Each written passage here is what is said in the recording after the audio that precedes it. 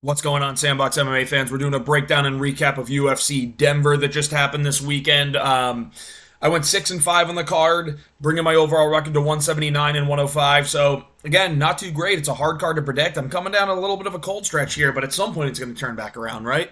So overall, I was shitting on the card all week. Didn't think it was going to be a good card. Well exceeded my expectations. I thought overall it was a very good card. The co-main and the main event did stink it up. So classic. We got a women's main event that there was no damaging moments in it outside of a knockdown of Rose Namajunas that knocked down Tracy Cortez's eyelash. And then the co-main event was just two fucking old men fighting. So terrible old men in the main event, co-main event. No idea why it happened. Co-main and main really put a stain on the card, but we're going to break down the whole thing because overall the card, it was really good. And it started with Evan Elder and Darius Flowers. Now, I know I said it was really good. Darius Flowers sucks. But Evan Elder did look good. He was landing good shots, his jab, his hook. Didn't end up getting a takedown. He reversed a takedown from Darius Flowers, showing good sprawl, showing the ability to turn things around. I think he's got solid jiu-jitsu. And his transitions were pretty good. He was outlanding Darius Flowers a lot.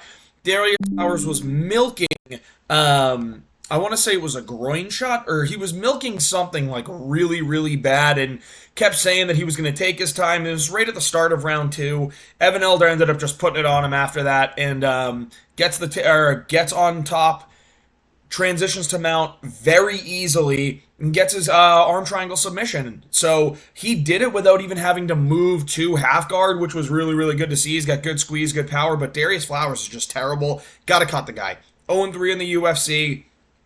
Has not looked good once. Very taunty and annoying in there. He's really fucking annoying in there. And he's been subbed like 3 times now. So guys just doesn't really have anything for it. Yeah, I don't know what he does to fucking dancing around the octagon and trying to taunt in the octagon. You're not good, bro. Like, just relax. Anyway, the next fight. Andre Petroski versus Josh Fremd. This fight sucked. Super boring. I know the hardcores are going to go, what do you mean, dude? You don't like smudge grappling? No, dude. No one likes it. It's boring. It's annoying. Andre Petroski gets 3 takedowns. Gets a takedown every round and holds position the entire time. Doesn't do any damaging shots from the top position, but he held solid control. He had great control, and he didn't really do much with it. Like, you could see he was occasionally trying to go for an arm. I don't know if he was going for a Kimura. He was trying to go for crucifixes at times, just couldn't get it. But yeah, he didn't really do much damage. He looked awful on the feet, as he always does, but it didn't stay on the feet long. He just really implemented his strong wrestling game.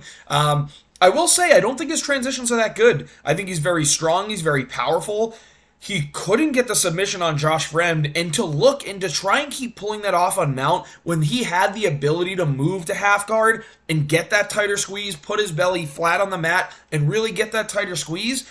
He just didn't do it. That just shows low-level fight IQ, or just maybe he doesn't understand the MMA portion of the grappling. He's a very good wrestler, but MMA wrestling, it hasn't been overly impressive. Like, he fights a guy that, is going to refuse to be taken down or find a way back to his feet that isn't Josh Fremd, he's going to run into trouble. On the side of Josh Fremd, he landed a couple of good strikes when they were on the feet. Nothing really that crazy, though. Like, he looked like he kind of hurt Petroski in round 3 for a second, but he just accepted the takedown.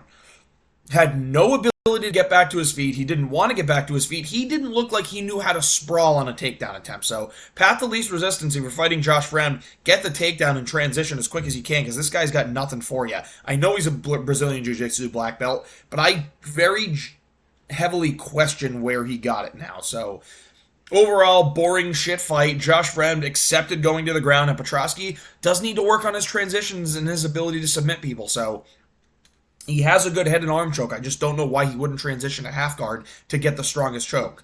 Regardless, we're going to the next fight. Luana Santos.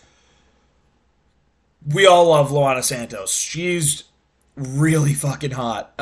She got a great win, though. She honestly got this to the ground as quick as she possibly could and just kept going for submission attempts. Eventually got the rear naked choke. There's not much else to say about this fight. She dominated. She really just got her takedowns landed a couple pitter-patter shots while she had the back, and then would just go for submissions. Eventually she got it. Maria Agapova did not have anything for her. Really good performance from Luana Santos. She's a very good performer. She's very attractive. I think she has a place here in the UFC. I think that the UFC is going to try and get her up to the top of the position. She's the right person to be representing the sport. Another quick one to break down. Montel Jackson versus Damone Blackshear. This fight starts. Montel Jackson and Damone Blackshear kind of just stand right in front of each other. Damone Blackshear goes right into boxing range, decides to throw a leg kick, and takes a 1-2 down the pipe from Montel Jackson.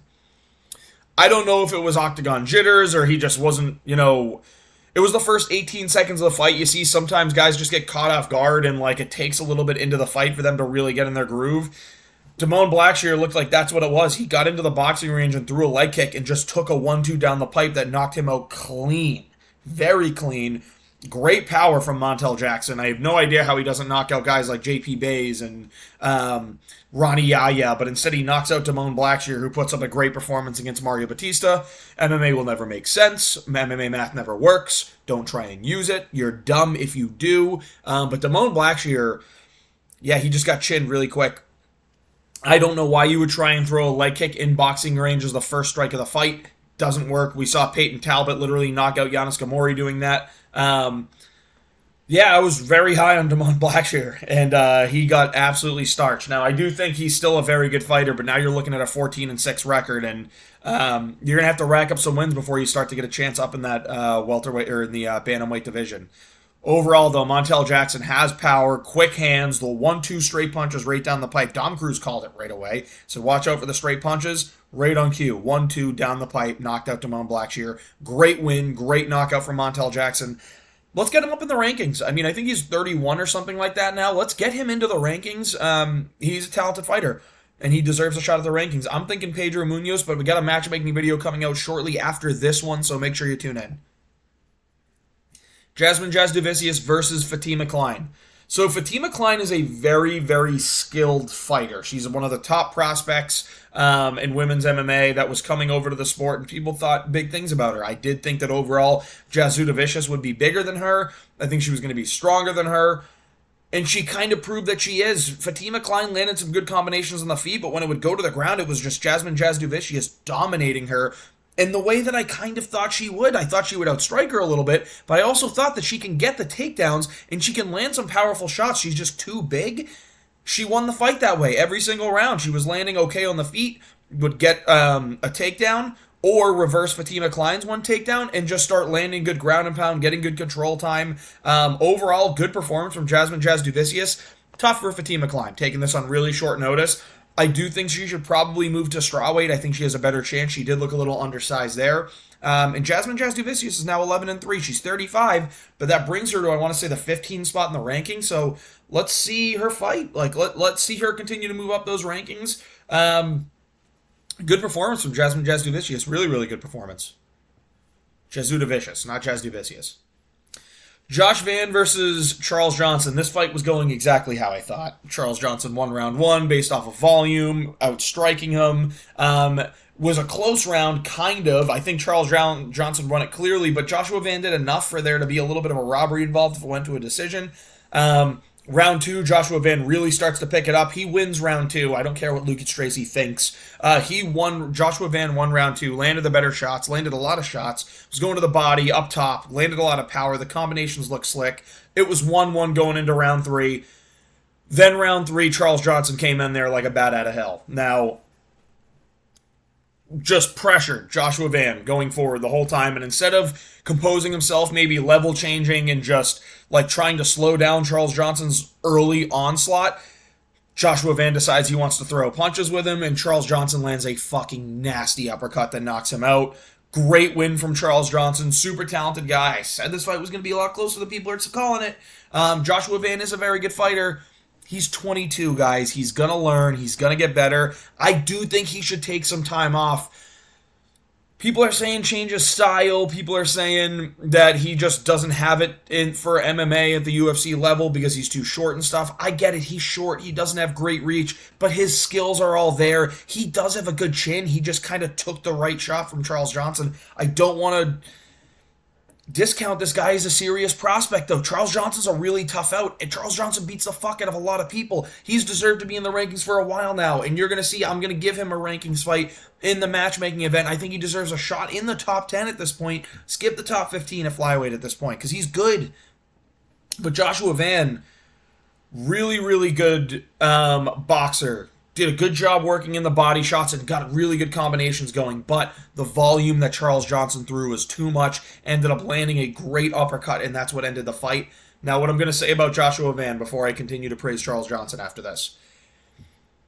It's tough because he is short, he does have short reach, but he does have great technical combinations. He works the body very, very well. He goes up top. I think he should implement some more leg kicks. I think he should put some more kicks in his game, because if he adds more kicks to his game, I think that finds the ability to, he'll have a better ability to close the range if he can mix it up better like that. He should start to implement some Thai clinches and Muay Thai so he can get some elbows in there and some knees to the body. That will help his game a lot. If he can do things like that, I think his style will end up being okay. Defensively, he's actually pretty damn good.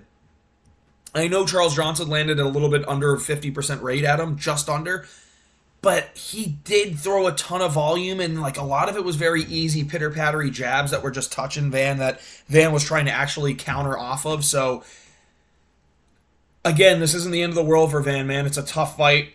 He lost. It happens in MMA. I do think he can still be successful. Will he win a title? I don't know. We're going to have to see. I'm going to need to see better performances from him, but I do want him to put on a little bit more weight. Muscle mass specifically. Now, not go up to bantamweight. That would be dumb. But if he can put on some more muscle mass and really make some of those combinations that he lands super powerful, I think he'll have a lot more success, and I think he can be a good prospect. Charles Johnson, on the other hand, this dude's the real deal, man. Like, he's really, really good. Throws a ton of high output, ton of volume, and his takedown defense is very good, which means when people try and fight him, if they're a heavy grappler, they're going to have problems. We see these people have problems with Charles Johnson. Hadley had the problem. Maxim had the problem. Zumagulov had the problem. Like, a lot of people have problems taking down Charles Johnson. I think he's just very, very skilled, very talented. Guy deserves a top 15 fighter, man. He's a really, really good fighter. His haircut's terrible, but he was great on the mic. Love the Trump call-out. It is a disgrace that someone tried to take a shot at our president, by the way. Whether you like him or hate him, that's still a fucking attack on America, so don't be fucking dumb and ignorant because you're soft as shit. But Charles Johnson, great post-fight mic moment as well. Yeah, really, really good performance. Really like this dude. I've said I've liked this dude for a while. And he's super active, too, so you got to respect the activity that he has. Charles Johnson, we're going to have him matchmake. You'll see who in that next video. Now, Abdulrazak Alhassan versus Cody Brundage. Now, what I'm going to say, Abdulrazak Alhassan did hit Cody Brundage in the back of the head, like, a lot. A lot. Probably like 7 or 8 shots. The ref was right to kind of separate it, but Cody Brundage doesn't want to fight. Cut this man from the UFC. He was fine. You see that he was getting ready to, like, get in there and get back up and fight, contest the stop. He thought it was a stoppage, I think, for a second. Ready to, like, contest against the stoppage. And what does he do? Cody Brundage hears that, I think it was Murgy. I think it was Dan Murgliata. No, it was Herb Dean. Here's Herb Dean. Or was it Murgliata? I don't even remember the ref because I was too busy fuming at fucking Cody Brundage. But here's its back of the head shots. Thinks he's going to get another DQ like he did against Malkoun and puts on the craziest acting job. All of a sudden, dude, his face starts going like this. From like upset that he thought the fight got stopped to, whoa, where am I? What happened? Dude, fucking crazy acting job. You're not a fighter. You don't have a heart. You don't want to do this. Why do you step in the octagon? You're afraid to get hit. You're afraid to be in a fight. Don't fucking fight in MMA. You don't deserve it. Dana White needs to cut this man. He doesn't want to fight. The only reason you kept him in there is because you needed someone for Bonacall to can crush.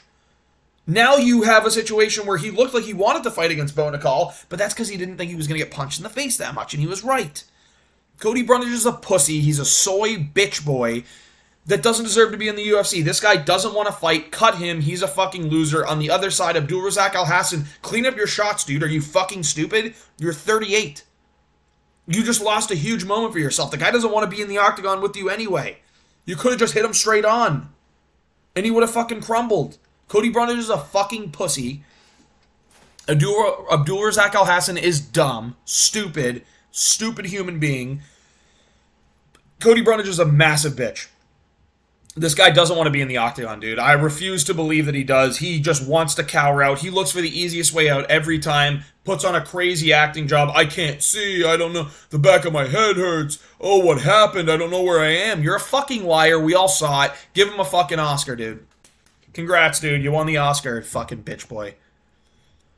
Christian Rodriguez versus Julian Erosa. This is a fun fight for as long as it lasted. Christian Rodriguez was landing great combinations. Julian Erosa was landing punches back. I do think Christian Rodriguez looked much better on the feet. But by the time it got to the ground, that was Julian Erosa's world. Getting body locks, starting going for submissions. Overall, he gets to like a mount position, not a mount position. He just, Christian Rodriguez gets in his guard. He latches up a body triangle front on. Like, I don't really know how to say that. He gets a body triangle in while Christian Rodriguez is in his guard, and then he uses his long limbs to get a guillotine. Christian Rodriguez tapped into a guillotine with 11 seconds left. Super close. He's a good fighter, but I picked Julian Erosa. I got this one right as an underdog. I thought he was going to be able to land better shots on the feet with like using the tie clinch with his knees and stuff like that. I didn't think Christian Rodriguez has crazy power, so I didn't think Erosa was going to go out. I was pretty right about part of that. But I do think Rodriguez was landing the better combinations. But Erosa stood in there. He was firing back. He was doing fine. Wasn't even bothering going to the leg kicks. Was just landing counter punches to the head through good volume.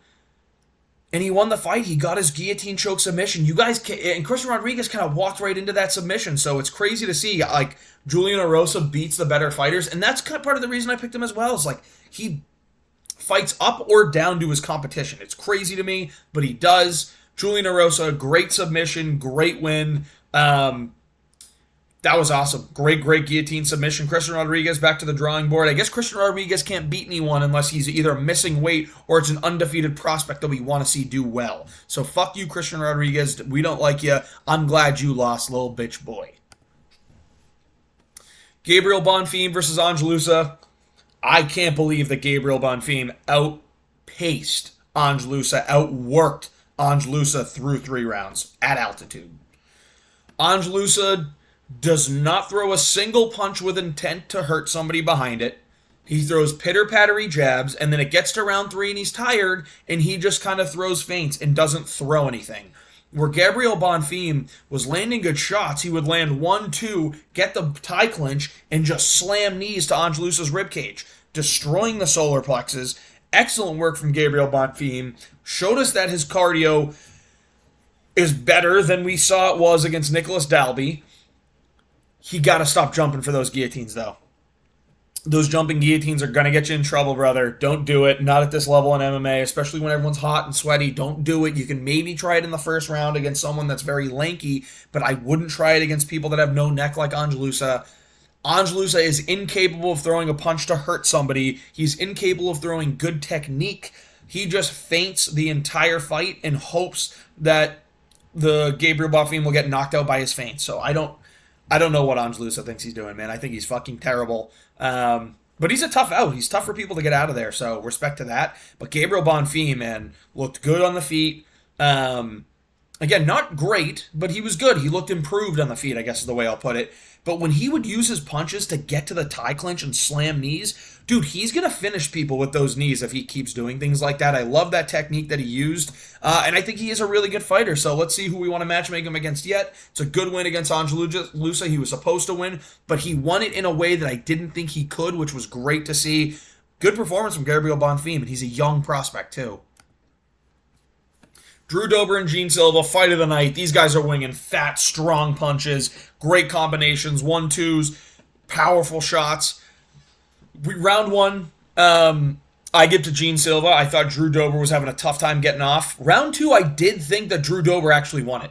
I thought that they both landed equally damaging and punching shots. I'm sorry, actually, I don't think he won it. I thought he was winning it up until the last 10 seconds. Both landing equally damaging and strong punches to the head. Dober was doing a good job going to the body. But he was landing more. So that's why I wanted to give him round 2 until the last 10 seconds when Gene Silva throws a spinning elbow and wobbles Drew Dober with it. Holy smokes, he cut him open with it. Drew Dober had a tough cut at that point. We get to round 3. Gene Silva is a fucking monster. Drew Dober's walking forward. Minute and a half in, Gene Silva gets another spinning elbow that splits the eye so grossly wide open of Drew Dober. Painful, tough to watch, tough to see that cut, but it was the right decision to stop that. That cut was crazy. It was literally, his eyelid is hanging off.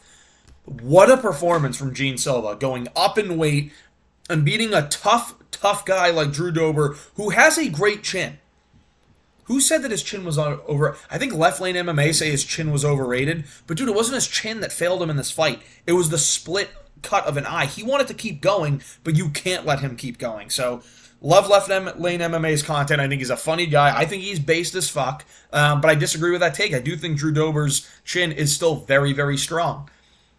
But Gene Silva looks like a fucking monster. Anyway, dude, I don't know who's going to beat this guy.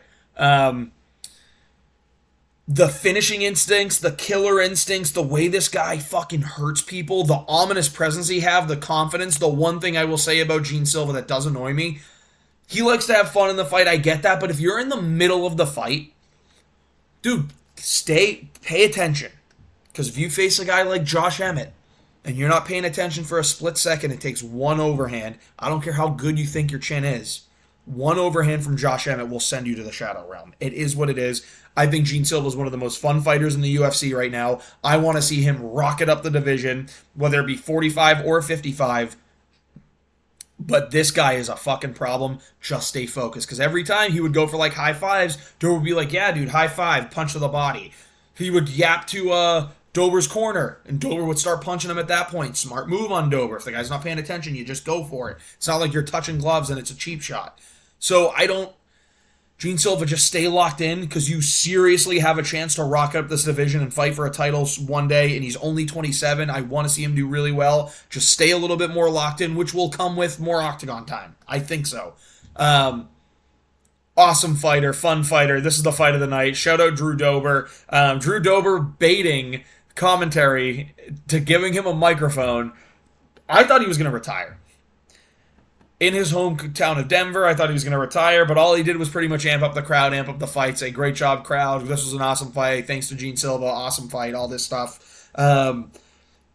Funny work from Drew Dober to make sure he gets the mic, make it look like he retires. I like that. Gene Silva, though, fucking beast. Gets super emotional. These guys at Fighting Nerds, by the way, are fucking serious. Every time Gene Silva gets in a fight, everyone's going to watch it, dude. He's main card material. He's main card on pay-per-view right now. This guy is someone that everyone needs to watch out for. He is a fucking problem. Gene Silva, Drew Dober, fight of the night, great fight. And the reason I took so long on that is because I'm not going to take a lot of time on this. I did think Ponzinibbio won the fight. But now looking at the strike totals, I'm not so sure.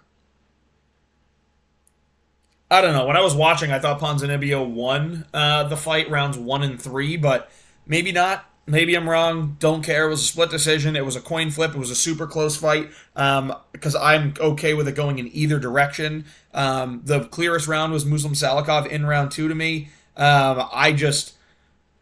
Two old men with no finishing potential, no technique, or they have technique, but it's like just not fun. It's plotty, it's boring, it's annoying. Stupid, low-level fight. Ponzinibbio would get his takedowns and just hold him down there. I'm not going to spend too much time on this, man. This fight absolutely fucking sucked. We're going to wrap up this video as soon as possible. Muslim Salikov won. Doesn't matter. Neither of them stand a chance at making the top 15. So, 40 and 37 years old. You guys suck. No reason this should have been on the prelims, not the fucking co-main event. Rob Dober and fucking Gene Silva of a co-main event spot. But Rose Namajunas, Tracy Cortez, this fight went exactly how I thought. I don't know how a judge gave 2 rounds to Tracy Cortez. I think she could have won the 5th. But overall, I think Rose 50-45, 49-46 her. I thought it was going to be a finish in the first round when she got the knockdown.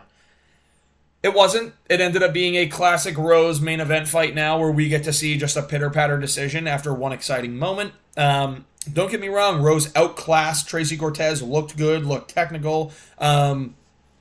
Super talented, has great wrestling. Everyone was saying that Tracy Cortez's wrestling is really good in this fight. She can use it to win. Dude, like, do you watch the fucking sport? Rose has very good wrestling, has good counter wrestling. She doesn't get held in certain positions. She out wrestles Zhang Wei Li. Like, I don't get what people thought they were seeing when this fight came to be, but yeah, Tracy Cortez, kudos to you for showing up on short notice, but she just got schooled by Rose. It is what it is. Don't know why you're wearing fake eyelashes during the fight. No fucking idea. I thought that would be illegal. That's fucking dumb. It's stupid. You're allowed to wear fake eyelashes in a main event. These people should not be in the main event if they care more about their looks than they do about actually fighting and becoming a fucking champion. It's stupid. It's dumb. I don't get what you think you're doing. I also think the whole weight miss thing, I think she missed weight, and I think someone whispered in her ear to say, no, like, don't, she didn't miss weight. Don't worry, she didn't miss weight. I think it's dumb. I think it's stupid. We need a fucking digital scale because people are allowed to just cheat when they want to. Regardless, Rose Namajunas outclassed Tracy Cortez, got the win. Tracy, I just commit to the fucking game, dude. Don't wear fucking fake eyelashes during the fight. She is a baddie. She's super hot, but yeah, dude, Rose Namajunas just outclassed her. It's as simple as that. Pedophile Pat Barry, of course, just fucking there in her corner. I hate Pat Barry so much. He's a fucking creep. It's a pedophile. And now one thing that Rose did say that I agree with and I want to counter, Rose said it was fishy, the scale situation. When I say the scale situation, I mean the fact that Tracy Cortez was 126 and a half pounds, walks out there, they cut her hair, she steps back up, and all of a sudden she's 126 pounds, when apparently you can hear, I didn't watch the weigh-in, but apparently, not that I did, I watched the weigh-in, I wasn't listening to the weigh-in, because I'm like, did they make the weight thumbs up or thumbs down? Apparently you can hear one of the people saying, just move it to 126, or like the guy weighing her in, it would have been 126 and she was not going to make weight, but she kind of just fucked with the scale a little bit and said it was 126 and then ended up making weight. Rose says that that's fishy. You know what else is fishy? Is being groomed by Pat Barry when you're fucking 16, 17 years old. You didn't think that was fishy? Anyway, UFC Fight Night Denver way overperformed. It is sad that the main event and the co-main event killed it, but overall, it was a really good card. So if you enjoyed the recap and breakdown, please like and subscribe. We're coming out with a matchmaking video later today, so make sure you tune in for that one as well. Thank you.